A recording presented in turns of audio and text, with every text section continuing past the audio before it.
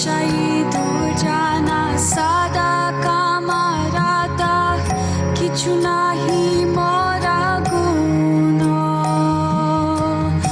আমার আবার আশা তুমি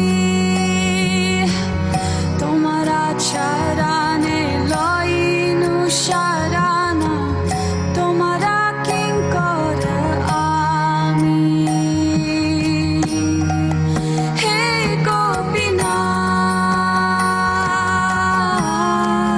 হে গোপীনাথ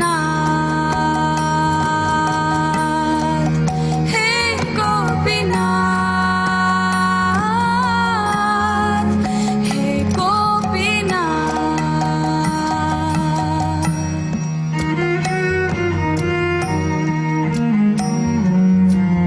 কেমনে শোধিবে মরে না জানি ভাকাতি কামে জাদা মাতি পদেছি সংসার ঘরে সকালি তোমার মায়া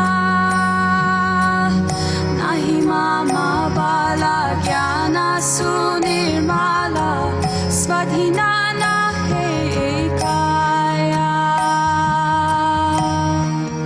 হে গোপীনাথ হে গোপীনাথ হে গোপীনাথ হে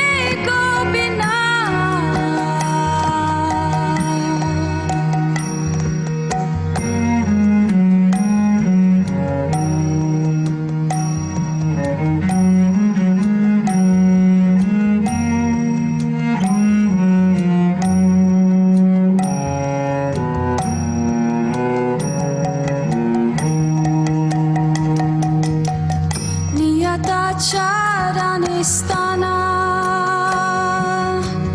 মাগে পামরা কাদিয়া কাদিয়া কর হে কারুণা দানা তুমি তো সকালি পারা দুজনে তারিতে তোমার আশা কাঁদে কে আছে পাপীরা আরা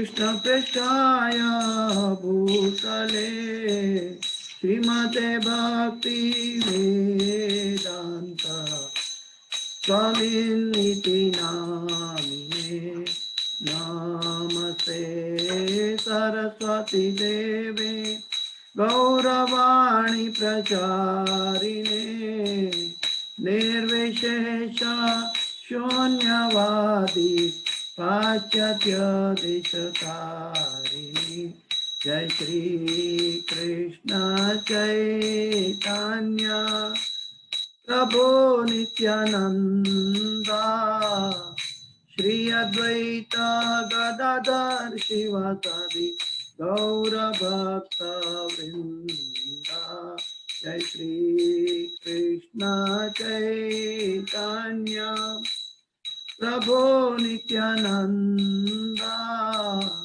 श्री अद्वैत गदाधर शिवासादि गौर भक्त वृंदा हरे कृष्णा कृष्ण कृष्ण हरे हरे हरे राम राम राम हरे हरे हरे कृष्णा कृष्ण कृष्ण हरे हरे हरे राम राम राम हरे हरे हरे कृष्णा कृष्ण कृष्ण हरे हरे हरे राम राम राम हरे हरे हरे कृष्णा कृष्ण कृष्ण हरे हरे हरे राम राम राम हरे हरे जयम विष्णुपाद परमहंस प्रभुकाचार्य अष्टोत्तर सतशिवाय अभय चरणारविंद भक्ति वेदांत स्वामी शिल प्रभुपाद महाराज की जय कृष्ण कृपा मूर्ति शिल प्रभुपाद महाराज की जय जगत गुरु शिल प्रभुपाद महाराज की जय एवं विष्णुपाद परमहंस प्रभुकाचार्य अष्टोत्तर सतशिवाय भक्ति सिद्धांत सरस्वती गोस्वामी प्रभुपाद ठाकुर की जय अनंत कोटि वैष्णव वृंद की जय अनंत कोटि आचार्य वृंद की जय नामाचार्य शिल हरिदास ठाकुर की जय प्रेम से बोलो श्री कृष्ण चैतन्य प्रभु नित्यानंद श्री अद्वैत गदाधर श्रीवास आदि गौर भक्त वृंद की जय सनातन धर्म की जय गंगामयी जमुनामयी की जय भक्ति देवी की जय तुलसी महारानी की जय समवेत भक्त वृंद की जय all glories to assembled devotees Hare Krishna all glories to assembled devotees Hare Krishna all glories to assembled devotees Hare Krishna all glories to Shri Shri Guru and Gauranga Hare Krishna Om अज्ञानातिमिरान्धस्य ज्ञानाञ्जनशलाकया चक्षुरुन्मिलितं येन तस्मै श्रीगुरुवे नमः श्रीचैतन्यमनोभीष्टं स्थापितं येन भूतले स्वयं रूप गदा मह्यं ददाति स्वपदान्तिकं वन्देऽहं श्रीगुरु श्रीयुतापदकमलं श्रीगुरु वैष्णवांश्च श्रीरूपं साग्रजातं सगणा रघुनाथान्वितं तं सजीवं साद्वैतं सावधूतं परिजन सहितं कृष्ण चैतन्य देवं श्री राधा कृष्ण पादां सहगणा ललिता श्री विशाखान्वितांश्च हे कृष्ण करुणा सिंधो दीनबंधो जगत्पते गोपेश गोपिका कांत राधा कांत नमोस्तुते तप्त कांचन गौरांगी राधे वृंदावनेश्वरी वृषभानुसुते देवी प्रणमामि हरिप्रिये पंचाकल्पतरुभ्यश्च कृपा सिन्धुभ्य एव च पतितानां पावनेभ्यो वैष्णवेभ्यो नमो नमः।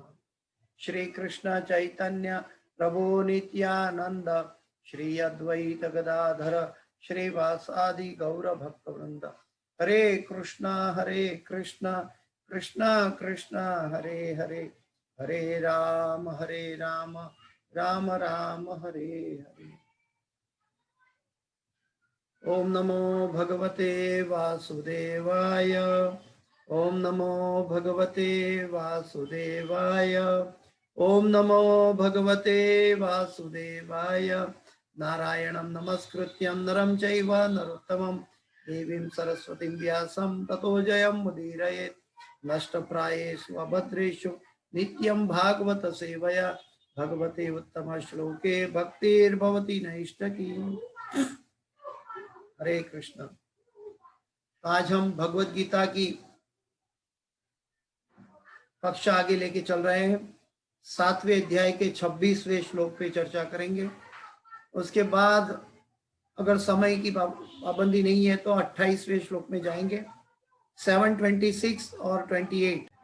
726 श्रीमद् भगवत गीता। वेदाहं समतीतानि वर्तमानानि चार्जुन भविष्याणि च भूतानि मां तु वेद न कश्चन। वेदाहं समतीतानि वर्तमानानि चार्जुन भविष्याणि च भूतानि मां तु वेद न कश्चन। वेदाहं समतीतानि वर्तमानानि चार्जुन भविष्याणि च भूतानि माम तु वेद न कश्चन। कोई दोहराना चाहेगा? हरे कृष्ण प्रभु जी, धन्यवाद प्रणाम। वेदाहं समतीतानि वर्तमानानि च अर्जुन भविष्याणि च भूतानि मां तु वेद न कश्चन। हरे कृष्ण। तो अनुवाद और तात्पर्य में जाते हैं। अनुवाद और तात्पर्य भाई इसी भक्ति वेदांत स्वामी श्रील प्रभुपाद महाराज की जय। अनुवाद।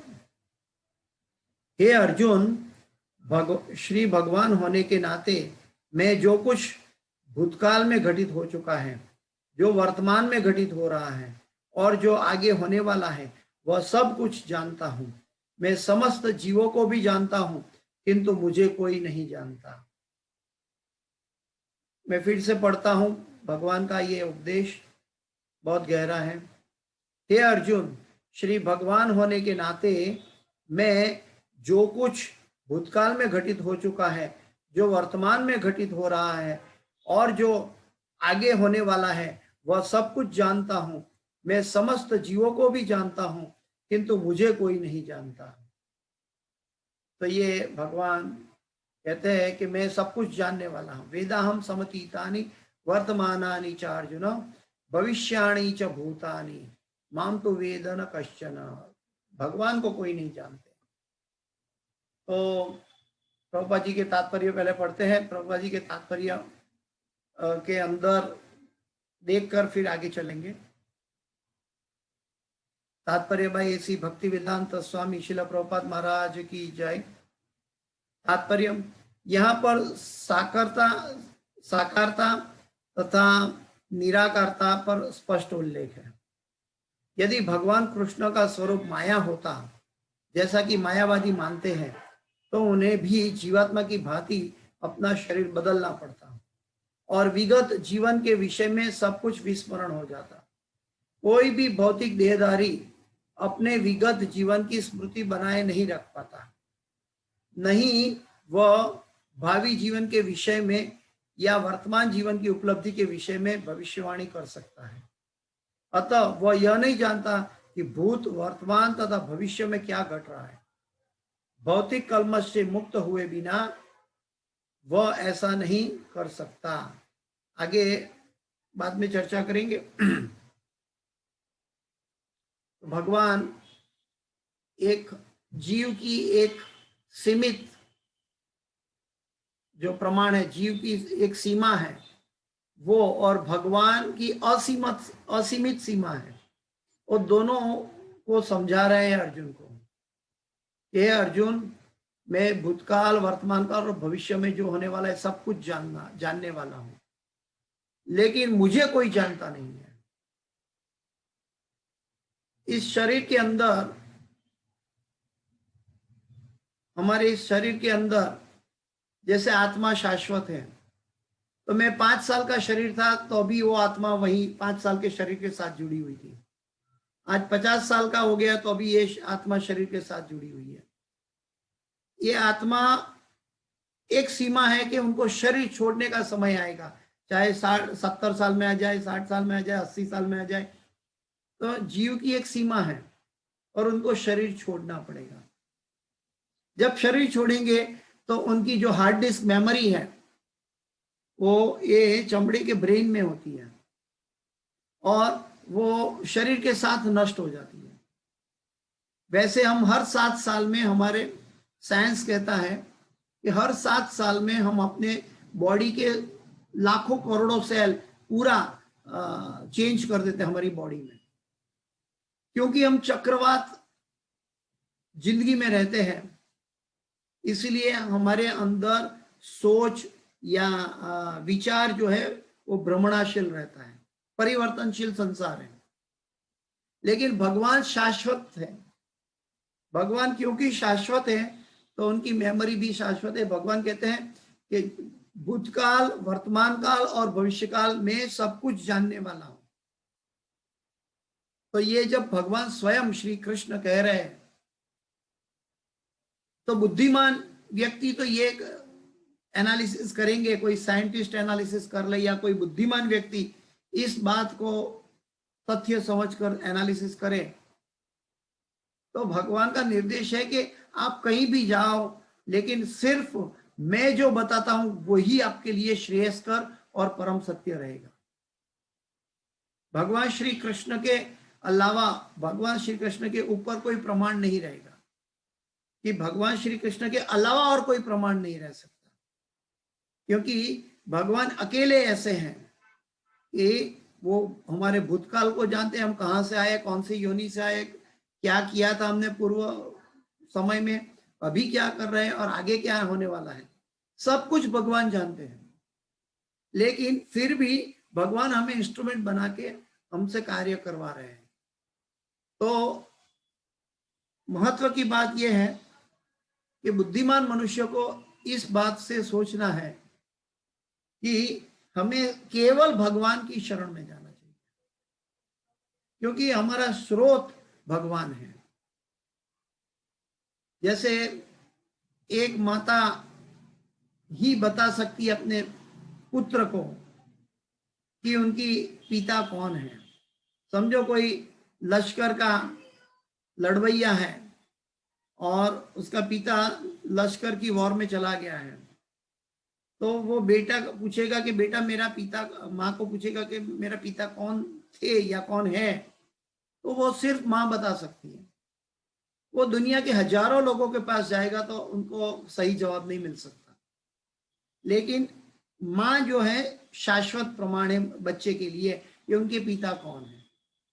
ठीक वैसे ही जीव के लिए शाश्वत प्रमाण भगवान है कि जीव ममेवांश जीवलोके जीवभूत सनातन, हम भगवान से आए हैं। तो हमारा अल्टीमेट, हमारा भूतकाल, वर्तमान काल और भविष्य काल सिर्फ भगवान ही कह सकते हैं, ये भगवान ही जान सकते हैं। तो बुद्धिमानी ये है कि हम और जगह न भटक कर हम भगवान के पास आए। ये इसका निष्कर्ष निकाल रहे हैं। आगे प्रभुपाद जी के तात्पर्य पढ़ते हैं। सामान्य मनुष्यों से भिन्न भगवान कृष्ण स्पष्ट कहते हैं कि वे यह भाली भांति जानते हैं कि भूतकाल में क्या घटा, वर्तमान में क्या हो रहा है और भविष्य में क्या होने वाला है। लेकिन सामान्य मनुष्य ऐसा नहीं जानते थे, क्योंकि हम परिवर्तनशील जगत में हैं। हम कल क्या, अभी कल आज 8 बजे, शाम को 8 बजे हम लोग क्लास सुन रहे हैं, 8:15 8:30 हो रहा है। कल ठीक 8:30 बजे या 9 बजे अचानक आपने क्या खाया था, कल शाम को आपने क्या खाया था, अचानक किसी को पूछा जाए तो उनको थोड़ा समय सोचना पड़ता है। अगर उनको पूछा जाए 4 दिन पहले आपने क्या खाया था और क्या सोचा था, तो उनको भ्रमणा हो जाती है, वो भूल जाते हैं। तो परिवर्तनशील संसार में हम सब कुछ खो बैठते हैं, भूल जाते हैं, और जो खो बैठते हैं उसको हम शाश्वत मानकर प्रेम करते हैं तो हमें दुख मिलता है। हमें जो शाश्वत है उनसे हमें कुछ ढूंढना चाहिए, कुछ खोजना चाहिए, तो वहां से जो मिलेगा वो हमारे साथ शाश्वत रहेगा। तो शाश्वत जो है वो भगवान है। चतुर्थ अध्याय में हम देख चुके हैं कि लाखों वर्ष पूर्व उन्होंने सूर्यदेव विवस्वान को जो उपदेश दिया था वो उन्हें स्मरण है। भगवान श्री कृष्ण को लाखों साल पहले उन्होंने विवस्वान मनु को जो उपदेश दिया था सूर्यदेव को, तो वो उनको याद है भगवान को, लेकिन अर्जुन को याद नहीं है। भगवान अर्जुन को कहते हैं कि तेरे और मेरे अर्जुन कई लाखों जन्म हो गए, लेकिन तुझे याद नहीं है, मुझे सब याद है। साथ साथ भगवान ये भी कह रहे हैं कि मैं अजन्मा हूं। अभी ये एकेडमिकली अगर हम देखें, चमड़े की बुद्धि से उसको एनालिसिस करें, तो हम कंफ्यूज हो जाएगा कि एक श्लोक में भगवान अजन्मा कहते हैं, दूसरे श्लोक में भगवान कहते हैं मेरे हजारों लाखों जन्म हो चुके हैं। तो भगवान क्योंकि शाश्वत है, इसीलिए भगवान के लिए कोई नामुमकिन नहीं है। हम परिवर्तनशील जगत में हैं, इसलिए स्थायी जगत की अनुभूति करना यह हमारा मन के लिए अचिंत्य हो जाता है। हम असीमित को सीमित मात्रा से कैसे जान पाएंगे? सीमित मात्रा से हम असीमित को जानने के लिए असीमित से हमें रास्ता ढूंढना पड़ेगा। कृष्ण प्रत्येक जीव को जानते हैं क्योंकि वे सबों के हृदय में परमात्मा रूप में स्थित है। वेदेश सर्वे अहमेव वेद्यो वेदांत कृत वेद विदेव च। भगवान श्री कृष्ण हमारे सबके हृदय में परमात्मा के रूप में बैठते हैं। अभी परमात्मा का अनुभव कैसे कर सकते हैं? परमात्मा का अनुभव कैसे कर सकते हैं? कभी कभी हम देखते हैं कि मैं एक प्रभु जी को फोन लगाने जा रहा हूं, उसी समय वो प्रभु जी मुझे फोन कर देते सामने से। या तो मैं किसी को मिलने गया और वो बोल देता है कि मैं आपको ही मिलने आ रहा था। कई बार हम कुछ करने जाते, अरे प्रभु जी आपने तो हमारे मुंह की बात छीन ली। तो जो हमारे अंदर क्या बोलते हैं, निर्मल बात होती है, शास्त्रोक्त बात होती है, और वो बात अगर हम किसी के कल्याण के लिए सोचते हैं, तो तुरंत परमात्मा के रूप में भगवान दूसरे जीव में भी बैठे हैं, वहां से रेसिप्रोकेट कर देते हैं। क्योंकि परमात्मा के रूप में भगवान दोनों के जीव में, दोनों के शरीर में बैठे हैं, सोचने वाले के और वो जिसको याद कर रहा है उनके शरीर में भी बैठे हैं। तो तुरंत जिसके बारे में सोचते हैं परमात्मा उनको बता देते हैं, तो तुरंत वो जीव सामने से बोलने आ जाता है। तो कहने का मतलब उसको क्या कहते हैं कि भौतिक जगत में इसको कहते हैं कि अचानक ये बात हो गई, लेकिन actually there is nothing like अचानक। जो भी है वो परमात्मा रियलाइजेशन, इसको कहते हैं परमात्मा रियलाइजेशन।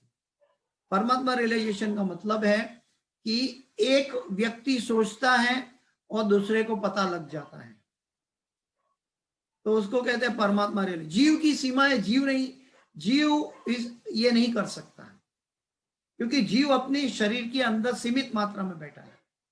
उनको अपने उंगली का दर्द हो गया तो उंगली का दर्द का पता है, लेकिन दूसरे शरीर की उंगली का दर्द है वो ये जीव को पता नहीं होता है। तो इसलिए जीव और भगवान परमात्मा के बीच में ये अंतर सदैव बना रहता है। और परमात्मा शाश्वत है, भगवान शाश्वत है, इसलिए भगवान को भूतकाल, वर्तमान काल और भविष्य काल तीनों मालूम है। क्यों? क्योंकि वो शाश्वत काल में है, हम परिवर्तन समय में जगत में है। भगवान के वहां जो समय है उसको कहते हैं इटरनल टाइम, जो शाश्वत समय है। और यहाँ पे भगवान ने जब भौतिक जगत की प्रेरणा आई, जब भौतिक जगत में सृष्टि का सर्जन करने की बात आई, तो सबसे पहले ब्रह्मा जी के द्वारा भगवान ने सबसे पहले क्या उत्पन्न किया था? भगवान ने समय उत्पन्न किया। जब समय उत्पन्न किया तो भूतकाल, वर्तमान काल और भविष्य काल तीनों आ गए। वो परिवर्तनशील बहने लगा और परिवर्तनशील हो गया। तब तक वो स्थायी था। इसलिए जो बहते हुए बातों में की जगह हम स्थायी चीज को बात करें तो एक्चुअल पता लगता है। कभी कभी हम रास्ते में जाते हैं तो दूसरे यात्री को पूछने से शायद पता नहीं लगे कि वहां के बारे में क्या कहा जाए, लेकिन वहां के लोकल रहने वाले व्यक्ति को कुछ पूछा जाए कि ये क्या जगह है तो वो बताएगा, तो वो वहां का स्थायी है, इसलिए वो वहां की बात बता सकता है। ठीक वैसे ही भगवान अनंत कोटि अखिल ब्रह्मांड का नियंता है, और अखिल ब्रह्मांड में कौन कौन में स्थायी है। तो भगवान सब कुछ, हमारे हर प्रश्न का जवाब, हमारी हर सोच का जवाब, हमारी हर समस्या का जवाब, हमारा भविष्य की दिशा, सब कुछ भगवान बता सकते हैं। और ये भगवत गीता इसका अनमोल प्रमाण है। किंतु अल्पज्ञानी प्रत्येक जीव के हृदय में परमात्मा रूप में स्थित होने तथा श्री भगवान के रूप में उपस्थित रहने पर भी श्री कृष्ण को परम पुरुष के रूप में नहीं जान पाते, भले ही वे निर्विशेष ब्रह्म को क्यों न समझ लेते हो। निस्संदेह श्री कृष्ण का दिव्य शरीर अनश्वर है, वे सूर्य के समान है और माया बादल के समान है। भगवान भौतिक जगत में हम सूर्य को देखते हैं, बादलों को देखते हैं और विभिन्न नक्षत्र तथा ग्रहों को देखते हैं। आकाश में बादल इन सबों को अल्पकाल के लिए ढक सकता है, किंतु यह आवरण हमारी दृष्टि तक ही सीमित होता है। सूर्य, चंद्रमा तथा तारे सचमुच ढके नहीं होते। इसी प्रकार माया परमेश्वर को आच्छादित नहीं कर सकती, वे अपनी अंतरंग शक्ति के कारण अल्पज्ञों को दृश्य नहीं होते। जैसा कि इस अध्याय के तृतीय श्लोक में कहा गया है कि करोड़ों पुरुष में से कुछ ही सिद्ध बनने का प्रयत्न करते हैं और सहस्रों ऐसे सिद्ध पुरुषों में से कोई एक भगवान श्री कृष्ण को समझ पाता है। भले ही कोई निराकार ब्रह्म या अंतर्यामी परमात्मा की अनुभूति के कारण सिद्ध हो ले, किंतु कृष्ण भावनामृत के बिना वो भगवान श्री कृष्ण को समझ नहीं सकता। कृष्ण भावनामृत, ब्रह्मेति परमात्मेति भगवानेति, हम सब अच्छी तरह जानते हैं, अनेक बार चर्चा कर चुके हैं। तो भगवान श्री कृष्ण जो है वो अनश्वर है, वो शाश्वत है। जब कुछ भी नहीं था तब भगवान शेष में बाकी थे, और जब कुछ नहीं रहेगा ब्रह्मांडों में, अनंत कोटि ब्रह्मांड का एनिहिलेशन हो जाएगा, तब भी शेष में भगवान श्री कृष्ण बाकी रहेंगे। तो भगवान श्री कृष्ण ये शाश्वत सत्य है, परम सत्य है, और परम सत्य के पास ही हर सत्य का जवाब मिल सकता है। और हम भौतिक जगत के सत्य के पीछे हम भागते हैं, और भौतिक जगत परिवर्तनशील संसार है, हम लोगों का ओपिनियन के लिए भागते हैं। लोगों का ओपिनियन बदल सकता है इस भौतिक जगत में, लेकिन वो परिवर्तनशील है ओपिनियन। लेकिन भगवान का जो ओपिनियन है वो शाश्वत ओपिनियन है। तो हमें ये इस कक्षा से ये समझना चाहिए। आइए हम 28वें श्लोक में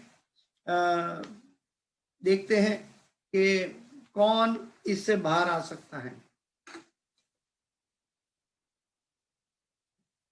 728 येषां त्वन्तगतं पापं जनानां पुण्यकर्मणां ते द्वन्द्वमोह निर्मुक्ता भजन्ते मां दृढव्रताः।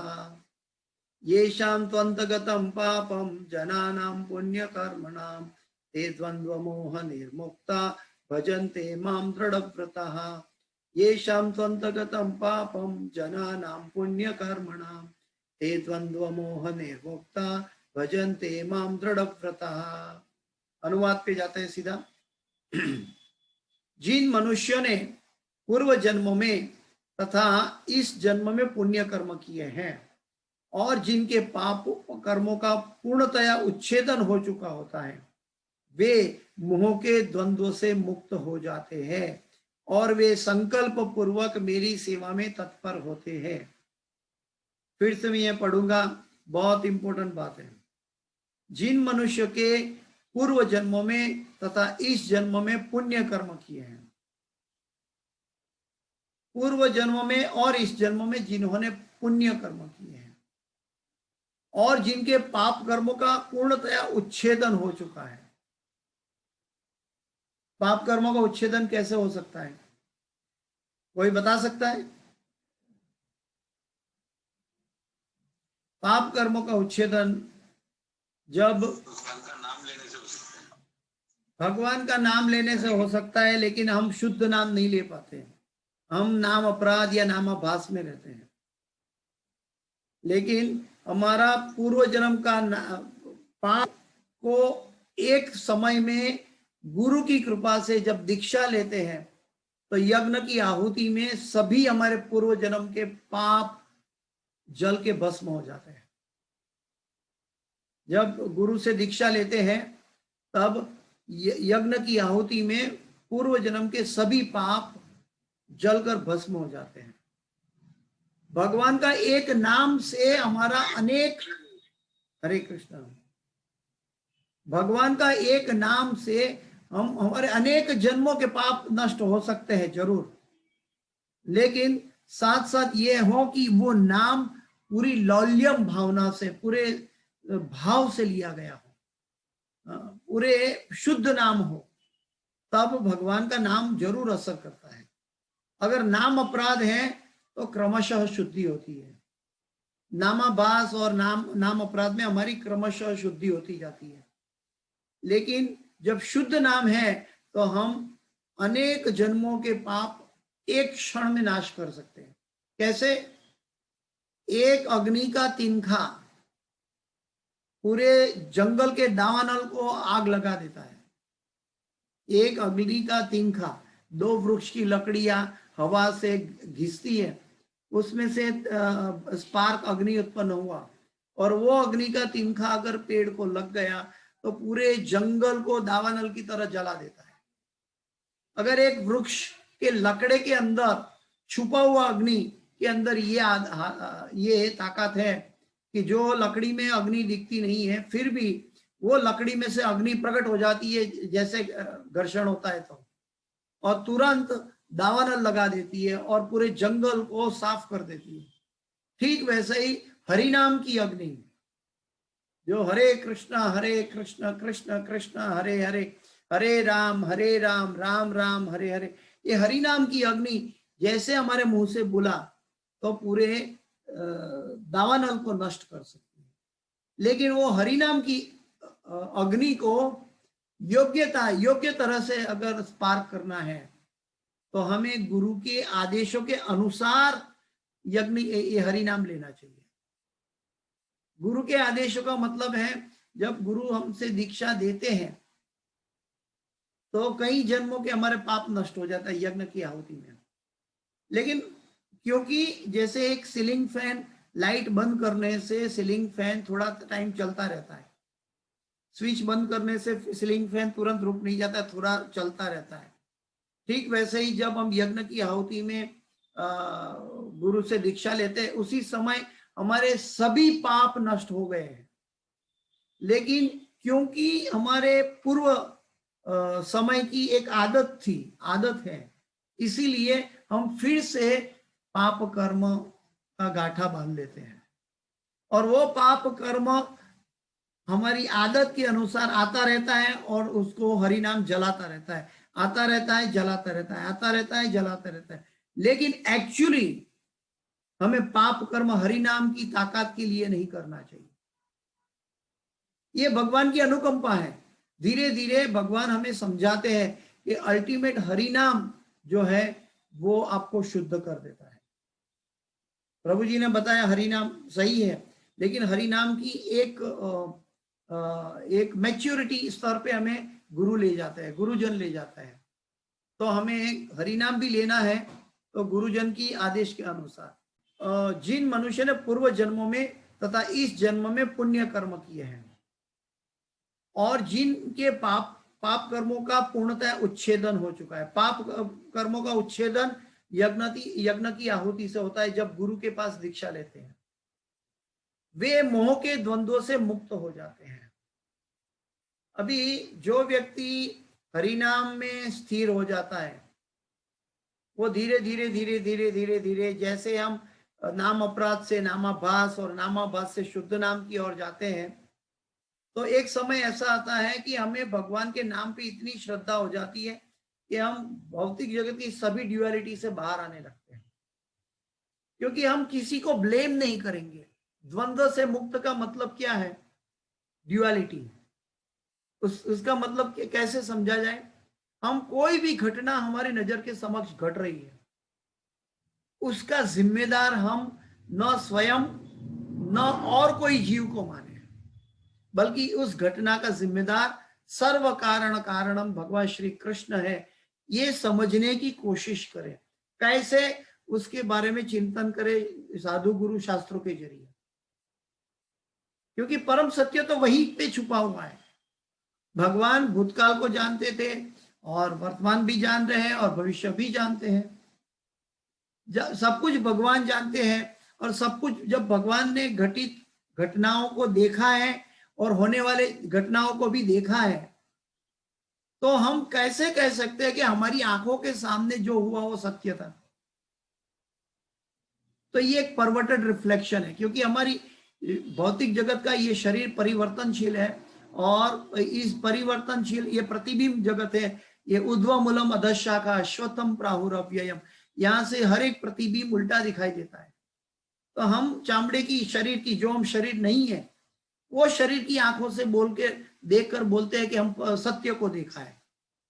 हम सत्य नहीं देख सकते हैं। हमें सत्य देखना है तो अंतः चक्षु, दिव्य चक्षु प्राप्त करना होगा, और दिव्य चक्षु के द्वारा हम सत्य को देख सकते हैं। और दिव्य चक्षु चक्षुरुन्मीलितम येन तस्मै श्री गुरुवे नमः। चक्षु हमें दिव्य चक्षु कौन देता है? गुरु देते हैं। तो ओम अज्ञानतिमिरान्धस्य ज्ञानांजन शलाकया चक्षुरुन्मीलितम येन तस्मै श्री गुरुवे नमः। तो गुरु हमें चक्षु प्रदान करता है, वो अंतः चक्षु है, और वो अंतः चक्षु से हम एक सीमा तक, जब तक गुरु और भगवान की अनुकंपा है, वहां तक हम सत्य का दर्शन कर सकते हैं। अगर हमारे अंदर कल्मश है तो परम सत्य हमसे आच्छादित रहेगा, तो हम फिर परम सत्य के प्रति आच्छादित रहेंगे। न केवल आच्छादित रहेंगे, बल्कि जो घटना घट रही है शरीर के द्वारा या दूसरों जीवों के शरीर के द्वारा जो घटना घट रही है, उसको ब्लेम करके हम कर्म बंधन उत्पन्न करेंगे, या तो किसी से मैत्री भाव, या किसी से दुश्मनी, या वैर, या ईर्ष्या, या द्वेष, इससे हम कर्म बंधन उत्पन्न कर लेते हैं। क्योंकि जो आंखों से देखते हैं वो सत्य नहीं है। सत्य वो है जो गुरु दिखाता है।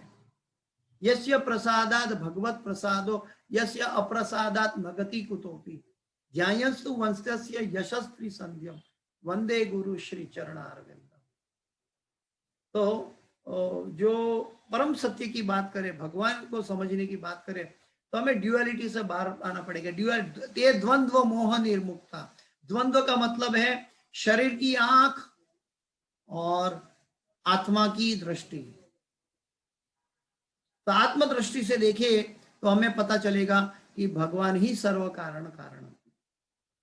और द्वंद्व का मतलब है जब तक हम भौतिक असमानताओं को देखेंगे तो उसको हम एनालिसिस करने की सोच करेंगे, जैसे आज के साइंटिस्ट लोग करते हैं।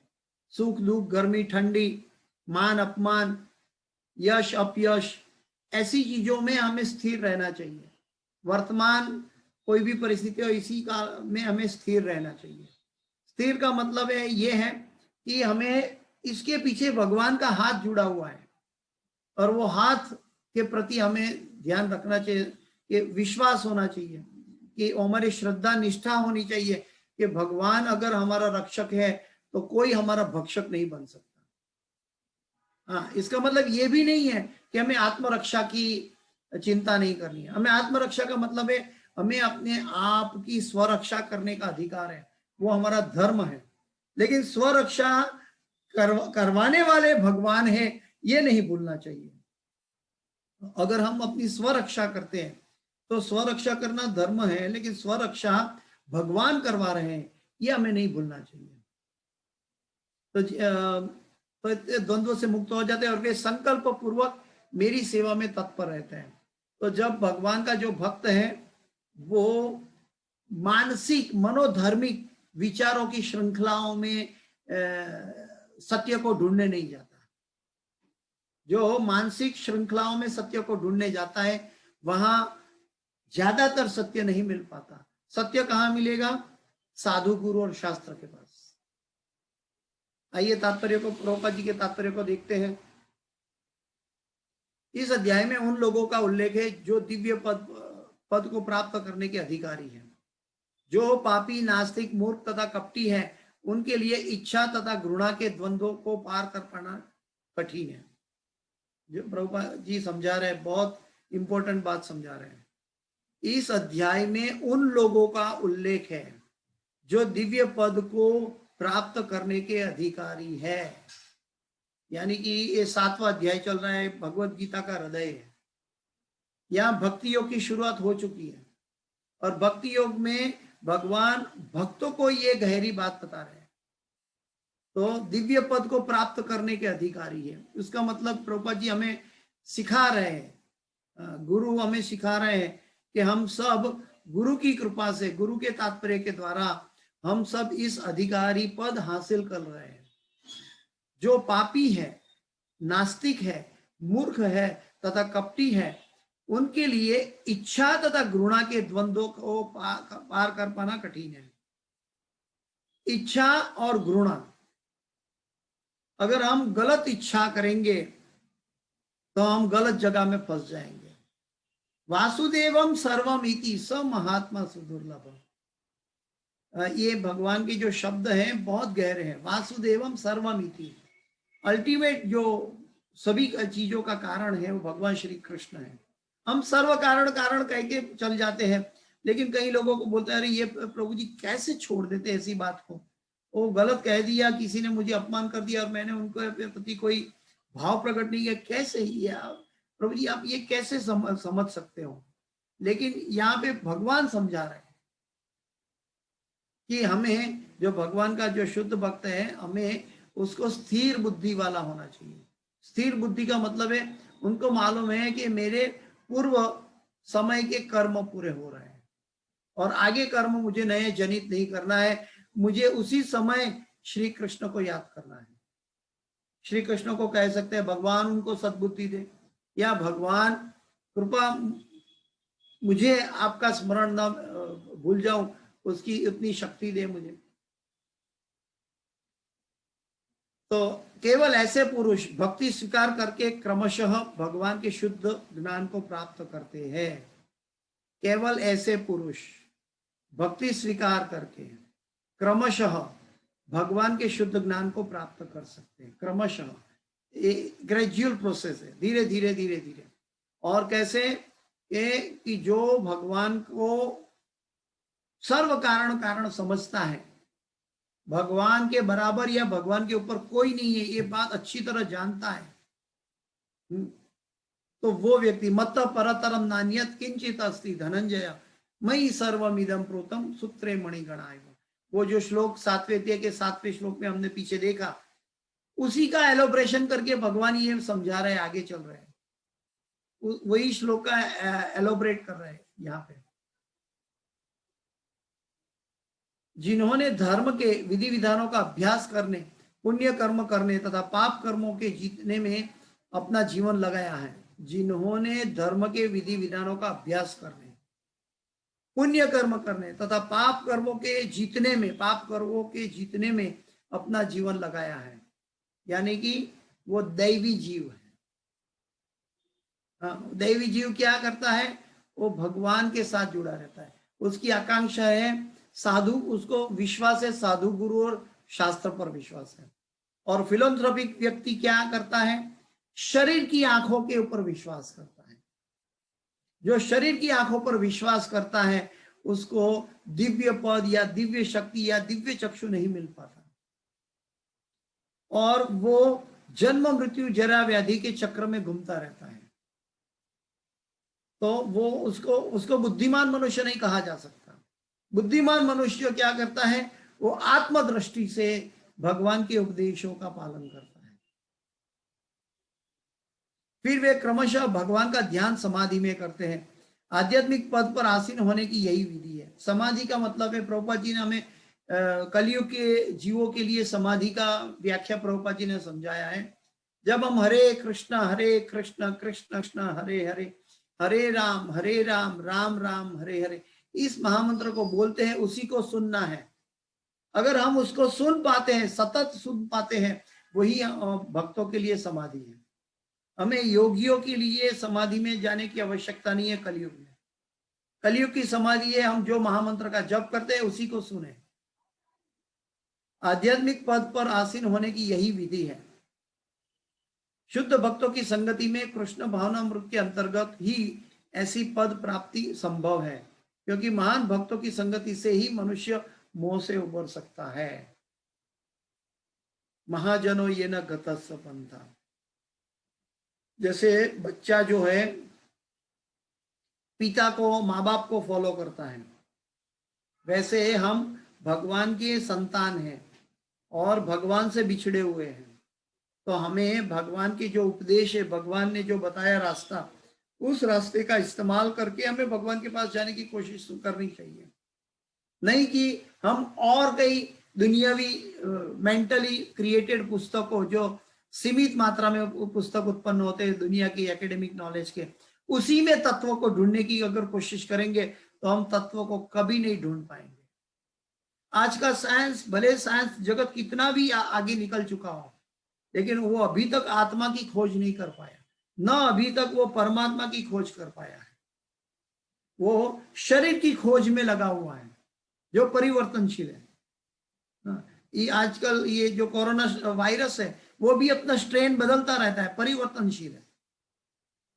तो उनकी खोज वो परिवर्तनशील में परिवर्तन जगत के अंदर सोशल उपाय लेकर आते हैं वैक्सीनेशन का, लेकिन वो स्ट्रेन बदलता रहता है, इसलिए उनसे पूर्णतया उसका उपाय हो भी सकता है, नहीं भी हो सकता। अगर होता है तो उसकी साइड इफेक्ट भी होती है। लेकिन जो आत्मा को जानता है, आत्मा को और भगवान को जानता है, उनको ये शरीर से वो उसी तरह निर्लेप रहता है, उसी तरह वो अलिप्त रहते हैं जिस तरह कमल के पत्ते पर पानी की बूंद। वो कमल का पत्ता के ऊपर पानी की बूंद चिपकती नहीं और न रहती है, और उसके ऊपर रहने के बावजूद भी अलग रहती है। ठीक वैसे ही जो भगवान का शुद्ध भक्त है, वो इस भौतिक जगत में शरीर के अंदर रहते हुए भी भगवान से जुड़ा हुआ है, और सांसारिक समस्या को केवल नाम मात्र से उसका, भगवान ने उनको नियंता बनाया, इसलिए जिम्मेदारी हासिल करता है। और ये सब कैसे होता है? भक्तों के संग में। ये इतना गहरा उपदेश हमें कैसे मिल रहा है? प्रभुपाद जी के तात्पर्य में, प्रभुपाद जी का संग में। तो प्रभुपाद जी के संग में हमें ऐसी गहरे उपदेश मिल सकते हैं।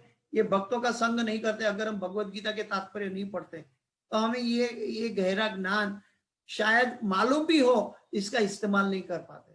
लेकिन गुरुजन जो है हमें बार बार इसको तात्पर्य में कई बार, कई घटनाएं, कई बातें प्रभुपाद जी ने अनेक बार, हजारों बार रिपीट की है। क्यों? क्योंकि हम परिवर्तनशील जगत में हम जीव है और भूल जाते हैं।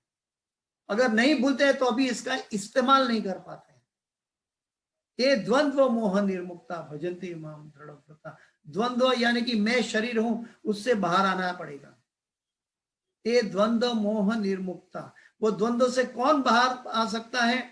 जिसके पाप नष्ट हो चुके हैं। ये शाम त्वंत गतम पापम जना नाम पुण्य कर्म नाम।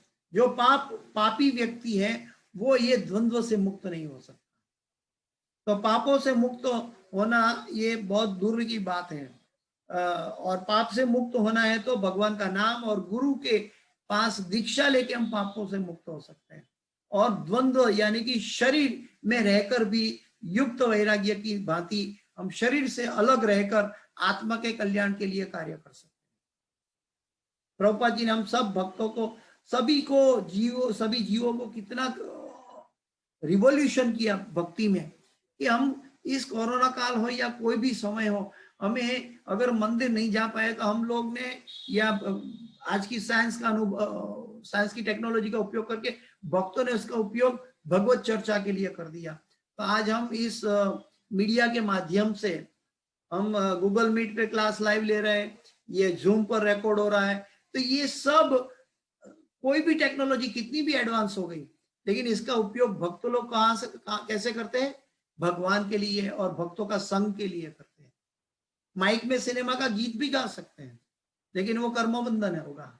लेकिन वही माइक में हम भगवत चर्चा, हरि चर्चा और भगवान की बातें भी कर सकते हैं, जीवों के कल्याण हेतु हम चर्चा भी कर सकते हैं। तो ये भक्तों की संगति की बात है। प्रभुपाद जी के एक एक शब्द के पीछे बहुत गहरा संदेश है। शुद्ध भक्तों की संगति में कृष्ण भावनामृत के अंतर्गत ही ऐसी प्राप्ति संभव है, क्योंकि महान भक्तों की संगति से ही मनुष्य मोह से उबर सकता है। प्रभुपाद जी की संगति से हम मोह से बाहर आ सकते हैं। आगे प्रभुपाद जी बताता है कि श्रीमद् भागवत 5.5.2 में कहा गया है कि यदि कोई सचमुच व्यक्ति मुक्ति चाहता है तो उसे भक्तों की सेवा करनी चाहिए। महत सेवा द्वारमाहु विमुक्ते, किंतु जो भौतिकतावादी पुरुषों की संगति करता है वह इस संसार के गहन अंधकार की ओर अग्रसर होता रहता है। तमो द्वारम योषिताम संगी संगम, तो जिसकी संग करेंगे वैसा हम बनेंगे। हम जुआरी का संग करेंगे तो जुआरी बन जाएंगे, हम चोर का संग करेंगे तो चोर बन जाएंगे, हम भक्त का संग करेंगे तो भक्त बन जाएंगे, हम ज्ञानी का संग करेंगे तो ज्ञान की बात करने लगेंगे। हम जिसका संग करेंगे, जैसे एक लोहा अग्नि का संग कर देता है तो वो स्वयं लोहा अग्नि बन जाता है। तो हम जिसका संग करते हैं वैसे हम बनते हैं। हम भी अपने बच्चे को स्कूल में कहते हैं, बेटा जो तुम्हारा मित्र है वो ऐसा होना चाहिए कि जो पहला नंबर पास होता है वही तुम्हारा मित्र होना चाहिए, ताकि तुम बड़े होशियार से एकेडमिकली पास हो जाओ। तो हम अपने बच्चे को जो सिखाते हैं वो स्वयं हमारे अंदर जीवन में बच्चे से कई गुना अधिक जरूरी है कि हम जो जीवों के जीवन लक्ष्य पर जो व्यक्ति स्थिर है, जो अपने जीवन का लक्ष्य भगवत प्राप्ति है, भगवान का प्रेम प्राप्त करना, भगवान की प्रसन्नता प्राप्त करना, इस लक्ष्य पर जो व्यक्ति स्थिर है, ऐसे व्यक्ति का संग मिल जाए तो हो इसका कोई सीमा नहीं है इस जगत में कि यही रूपे ब्रह्मांडे भ्रमिते कोनो भाग्यवान जीव गुरु कृष्ण कृपाए पाए भक्ति लता बीज। तो एक बार भक्ति लता चल गई तो खेडूत जो फार्मर होता है वो बीज बोता है। बीज भगवान है। भगवान कहते हैं बीजमाम सर्वभूतानाम, भगवान सभी में जीवों में बीज है। वो बीज जो तत्व है, आत्मा तत्व है, वो बीज खेडूत जमीन में बोता है, लेकिन उसको निर्भर किसके ऊपर करना पड़ता है? भूमि देवी, पानी, फर्टिलाइजर, सूर्य की रोशनी, चंद्र की रोशनी, सभी पर निर्भर करके फिर भक्ति लता यानी कि उसका जो पाक है बाहर निकलता है। बीज में से फणगा फूट के वो बाहर आता है और फिर आगे जो बड़ा हो जाता है तो उसके अंदर फल फूल आ जाता है, धन धान्य आ जाता है। ठीक वैसे ही भक्ति लता बीज में भी जो गुरु की कृपा से जो अपनी भक्ति लता बीज का सीड बोता है और भक्तों का संग का फर्टिलाइजर डालता रहता है और हरि नाम का जप का जल अर्पण करता रहता है इसके अंदर, तो साथ साथ भक्ति लता बीज वो भगवान के चरणों तक पहुंचा देती है। तो सचमुच भक्ति चाहता है, जो भगवान का भक्त जो सचमुच भक्ति चाहता है, ज्यादातर हम क्या करते हैं प्रभु जी, बहुत दुख की बात है, सॉरी टू से, हम अभी भी इस्कॉन में भी हम मेरे जैसे लोग जो है मिश्र भक्ति में पड़े हुए हैं। मिश्र भक्ति का अर्थ है कि हम भगवान की भक्ति चाहते हैं, भगवान की भक्ति करते हैं, भगवान का भक्तों का संग करने की इच्छा रखते हैं, लेकिन साथ साथ हमारा द्वंद्व से पर नहीं हुआ। हमारा एक पांव भौतिक जगत के अंदर बोट में है, एक पांव आध्यात्मिक जगत की बोट में है, क्योंकि आध्यात्मिक जगत की बोट में हमें पूर्णतया विश्वास नहीं हो गया, इसीलिए हम दोनों तरफ चल रहे हैं। और भौतिक जगत है वो हमें एक निमित्त मात्र है, ये हम नहीं समझ पाते। हमारे नहीं होने से पहले हम इस दुनिया में नहीं थे, तभी भी दुनिया चल रही थी, और इस दुनिया से हम चले जाएंगे और दुनिया नहीं रहे, हम नहीं रहेंगे तो अभी दुनिया चलने वाली है। तो हम दुनिया नहीं चला रहे। जब हम दुनिया नहीं चला रहे तो हम दुनिया की कोई घटना नहीं चला रहे। जब हम दुनिया की कोई घटना नहीं चला रहे तो हम दुनिया की कोई समस्या नहीं चला रहे। तो हमें दुनिया की घटना और समस्याओं के प्रति तार्किक ओपिनियन देने का मतलब नहीं है। क्यों? क्योंकि तत्व का दर्शन जो है उसके साथ जुड़ा हुआ है। भगवान की इच्छा के बिना एक पेड़ का पत्ता भी नहीं हिलता है। ये हम अच्छी तरह बोलते हैं और जानते हैं, लेकिन किसी के प्रति अगर द्वेष या ईर्ष्या पैदा करना है, कुछ घटना घटित हो गई, किसी ने अपमान कर दिया, तो तुरंत वो व्यक्ति को हम ब्लेम करते हैं कि उन्होंने मेरा अपमान किया। तो ये माया बंधन का कारण है, हमारा जन्म मृत्यु जरा व्याधि का कारण है। भगवान के सारे भक्त विश्व भर का भ्रमण इसीलिए करते हैं जिससे वे बद्ध जीवों को उनके मोह से उबार सके। वैसे शास्त्रों में बताया गया है सन्यासी को दरिया नदी को क्रॉस, नदी या दरिया को क्रॉस नहीं करना चाहिए, लेकिन प्रभुपाद जी जैसे शुद्ध भक्त ने ये सभी सीमाओं को पार किया। अपने किसके आधार पर? अपने गुरु के उपदेश के आधार पर।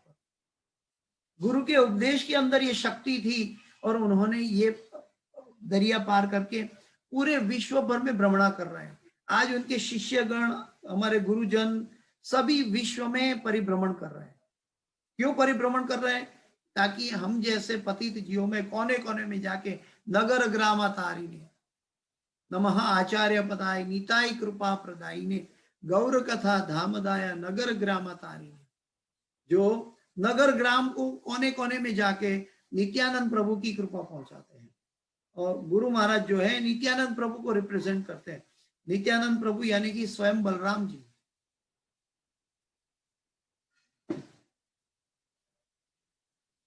जिससे वे बद्ध जीवों को उनके मोह से उबार सके। मायावादी यह नहीं जान पाते कि परमेश्वर के अधीन अपनी स्वाभाविक स्थिति को भूलना ही ईश्वरीय नियम की सबसे बड़ी अवहेलना है।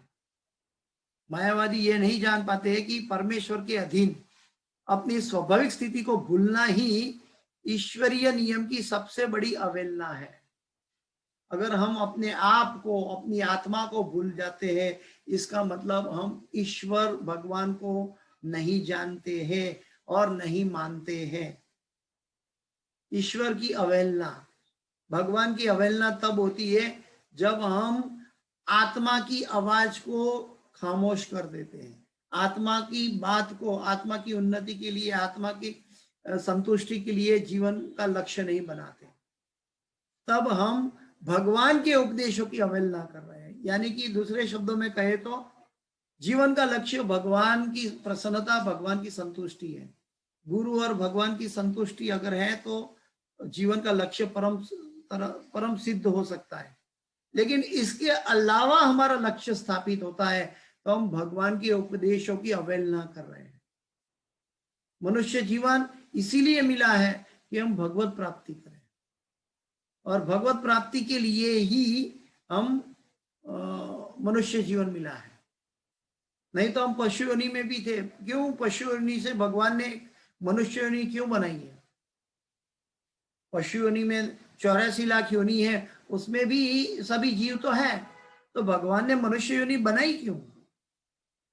क्योंकि मनुष्य योनि में भगवान ने जीव को अपना प्रतिबिंब के रूप में उत्पन्न किया और भगवान ने जीव को अनुभव करवाने के लिए सोचा कि वो अपने जन्म मृत्यु जरा व्याधि यहाँ पे समाप्त कर सकता है और मेरे शाश्वत धाम को प्राप्त कर सकता है। ऐसे एक उदाहरण है कि नारद मुनि और इंद्र देवता को, इंद्र देवता फिर जन्म में, दूसरे जन्म में एक बार शुकर का रूप प्राप्त कर लिया, और नारद मुनि भक्त है तो नारद मुनि ने उसको बचाने गए। अरे अरे मेरे तो इतने संतान है, मैं कैसे छोड़ के आ सकता हूँ। ऐसे वो शुकर के रूप में अपनी अपनी असलियत कि मैं स्वर्ग का राजा इंद्र हूँ ये भूल चुका था, और उसको कुकर सुकर की भांति वो फिल्दी प्लेस में, मल के जगह में वो आनंद ले रहा था अपने बच्चों के साथ या बूंद के बच्चों के साथ।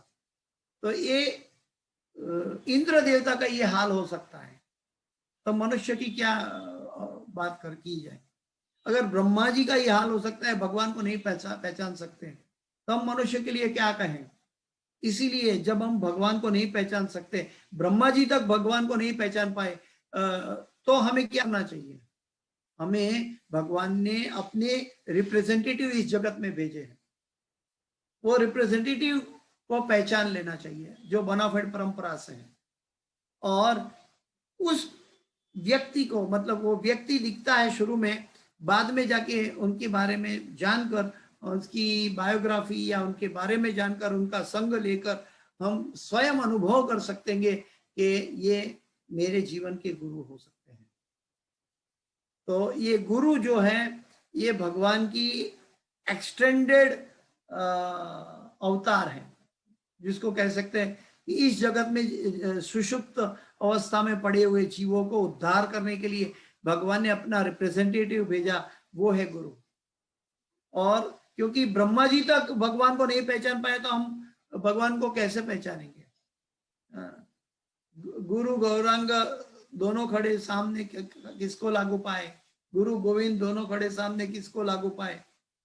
बलिहारी उस गुरु की जिसने गोविंदियों में लाए।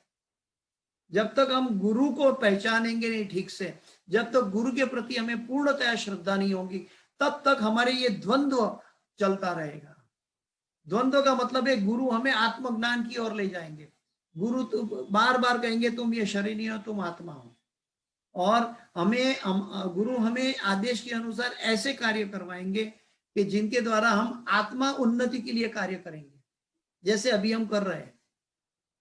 हम सांसारिक चर्चा या मिलने के लिए, 1 साल से कोरोना है, मिले नहीं है, चलो प्रभु जी आज कॉन्फ्रेंस करके मिलते हैं जूम पर या गूगल मीट पर, इसलिए हम इकट्ठे नहीं होते। हम यहाँ पे क्यों इकट्ठे होते हैं?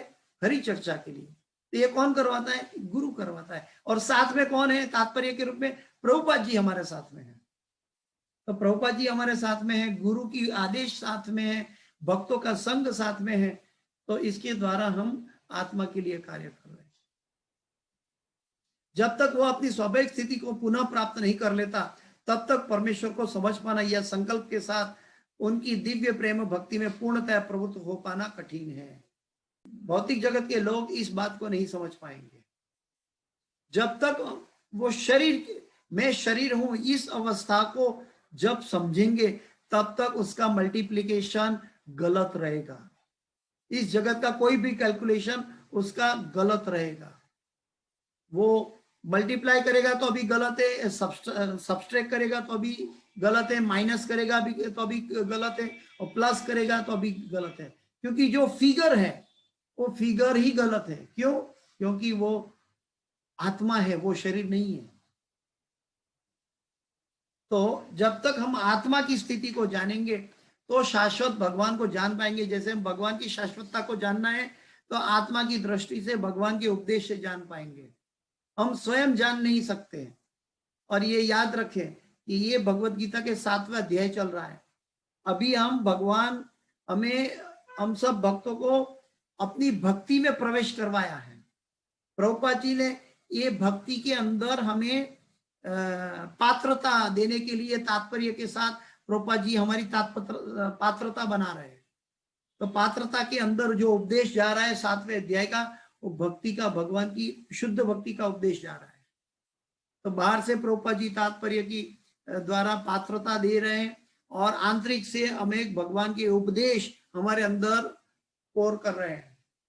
ये जो भगवत गीता का 7वां अध्याय से लेके 12वां अध्याय तक है, ये हमारे अंदर पूरा पात्र भक्ति से भर देने के लिए है। जब हम भक्ति से भरे जाएंगे, तब द्वंद्वों से बाहर हो जाएंगे। तब हम सांसारिक बाह्य अवस्था को प्रति हम शांत रहेंगे, शांत रह पाएंगे। गुस्सा हमें सबको गुस्सा आता है। गुस्सा क्यों आता है? हम तुरंत आंख की सामने हुई घटी हुई परिस्थिति को एनालिसिस करने लगते हैं। लेकिन जो आत्मा को जानता है, जो परमात्मा को जानता है, वो जानता है कि ये प्रभु भगवान की लीलाओं से होता है। तो जो भगवान के जो परमहंस भक्त है, वो तो वर्तमान स्थिति में आनंद लेते हैं। वो वर्तमान में रहते हैं और वर्तमान में आनंद से रहता है। उनको दुख होता है तो भी आनंद करते हैं, और हमें दुख होता है तो हम दुख व्यक्त करने लगते हैं। मात्रा स्पर्शास्तु कौन्तेय शीतोष्ण सुख दुखदा आगमापायिन नित्यम ताम तितिक्षस्व भारत। तो हमें इस चीजों के, ये द्वंद्व की चीजों से समानता लाने की कोशिश करनी चाहिए। हमें इक्विलिब्रियम अवस्था में अपने आप को स्थापित करना है। और इक्विलिब्रियम अवस्था क्या है? जो शाश्वत है, जो आत्मा की अनुभूति की अवस्था है। कोई भी बाह्य अवस्था है वो हमें शांत नहीं कर सकती, वो हमें परम शांति नहीं दे सकती। इसलिए तो प्रभुपाद जी कहते हैं कि हम यौगिक प्रोसेस के द्वारा अगर समाधि में बैठेंगे तो समाधि में क्या बैठते हैं? हमारे शरीर के अंगों को समाधि में बिठाते हैं। शरीर बाह्य है, और फिर जब 10,000 साल भी हो जाएंगे समाधि में, तो अभी जैसी आंख खुलेगी, कोई मेनका मिल गई तो हमारा मन विचलित हो जाएगा, क्योंकि बाह्य शरीर की समाधि थी। जब आंतरिक मन की, हृदय की समाधि है, उसमें आत्मा और परमात्मा के मिलन की समाधि है, उसमें आत्मा और परमात्मा के अलावा इस दुनिया का कोई भी कारण दिखता नहीं है। कोई भी अवस्था, कोई भी परिस्थिति का कोई भी कारण और नहीं हो सकता आत्मा और परमात्मा के रिश्ता के अलावा। जब ये समझ में आता है तो व्यक्ति अपने आप शांत हो जाता है, धीर हो जाता है। वो हर परिस्थिति में अन्याय भी दिखे तो भी वो धीर रहता है, और प्रभु की सिचुएशन भी शांत रहता है। प्रभु की सिचुएशन जो गुस्सा करने वाली, गुस्सा दिलाने वाली, ऐसी परिस्थिति में भी वो व्यक्ति शांत रहता है। क्यों? कौन शांत रहता है? जो ये जानता है वासुदेवम सर्वमिति स महात्मा सुदुर्लभम। ये खाली बोलने का, याद करने का, बायहाट करने का श्लोक नहीं है। ये श्लोक का तत्व ये है कि हमारे जीवन में हम कैसे इसको अपनाएं, हमारे मन को कैसे शांत रखें। मन को शांति देनी है तो भोक्तारम यज्ञ तपसाम सर्वलोक महेश्वरम, हमें सभी परिस्थितियों का भोक्ता भगवान है, इसको समझ लेना चाहिए। भोक्तारम यज्ञ तपसाम सर्वलोक महेश्वरम सुहृदम सर्वभूतानाम ज्ञात्वा माम शांति मृच्छति। उसको शांति मिल सकती है। किसको? कि जो भोक्तारम यज्ञ तपसाम। प्रभुपाद जी कहते हैं, ये श्लोक को लिए प्रभुपाद जी ने कहा ये एक्चुअल यूनाइटेड नेशन का श्लोक है कि अगर पूरी दुनिया ये समझ ले कि हम सबको भगवान कृष्ण को भोक्ता है, उनकी सेवा करनी है, तो कोई भी देश, यूनाइटेड सभी देश एक साथ मिलकर भगवान की सेवा में लग जाएंगे। आज हम इस्कॉन के अंदर सभी भक्त कृष्ण की सेवा में लगते हैं, गुरु की और कृष्ण की सेवा में लगते हैं। ठीक वैसे ही सारा ब्रह्मांड के सभी जीव भगवान की सेवा में लग सकते हैं। अगर चैतन्य महाप्रभु झारखंड में जंगली प्राणियों को एक साथ नचा सकते हैं, कैसे? क्योंकि वो कृष्ण का नाम का चिंतन करके कृष्ण की सेवा में सबको जोड़ रहे हैं। तो वैसे यूनाइटेड नेशन बनाना है, अगर हमें संसार में शांति और एकता लानी है तो सभी को कृष्ण भक्ति सिखानी है। जितना कृष्ण भक्ति सिखाएंगे उतनी शांति संसार में होगी, अपने आप में भी होगी। हम दूसरों को शांति दे पाएंगे तो हम स्वयं को भी शांति मिलेगी। इसलिए हमारी शांति का जो मूल है भोक्तारम यज्ञ तपसाम सर्वलोक महेश्वरम। हमें सभी ईशावास्यम इदम सर्वम यत्किंचित जगत्याम जगत, जो अल्टीमेट शांति का जो प्रमाण है, भगवान को शांति देने से, भगवान को प्रसन्न करने से, गुरु और भगवान को प्रसन्न करने से हमें अपने आप शांति मिल जाएगी। ये बाय प्रोडक्ट है। ये शांति ही कोई खरीदने वाली चीज नहीं है संसार से, या भक्ति से प्राप्त करने वाला स्टेशन नहीं है। ये स्टेशन एक बाय प्रोडक्ट है। चलती हुई ट्रेन में अपने आप साथ में मिल जाता है, लेकिन हमारी चलती हुई ट्रेन भगवान की प्रसन्नता के लिए, भगवान की सेवा के लिए जाती है। तो ये हम अच्छी तरह जान लें कि भगवान ये कहते हैं आज के श्लोक में, ये शाम त्वंतगतम पापम जनानाम पुण्य कर्मना। अगर हम बाह्य रूप रंग देखना बंद करेंगे और आत्मा को आत्मा में स्थिर देखेंगे, तब हम धीरे धीरे सत्य की ओर जा रहे हैं। और पाप कर्म से मुक्त होने का मतलब है हम बाह्य परिस्थितियों में इक्विलिब्रियम, तटस्थ रहें।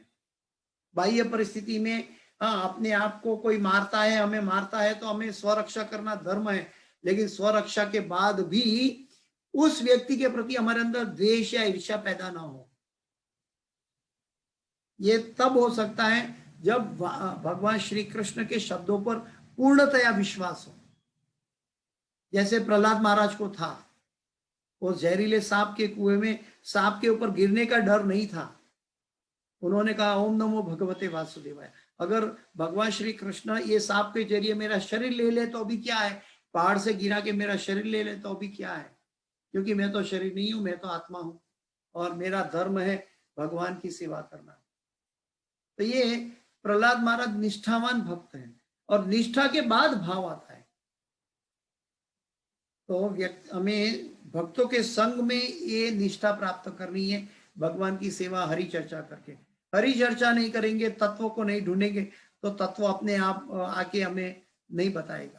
हमें स्वयं प्रयत्न करना होगा गुरु और गौरंगा की भक्ति के लिए, और गुरु के आदेशों के अनुसार स्वयं को जोड़ना होगा।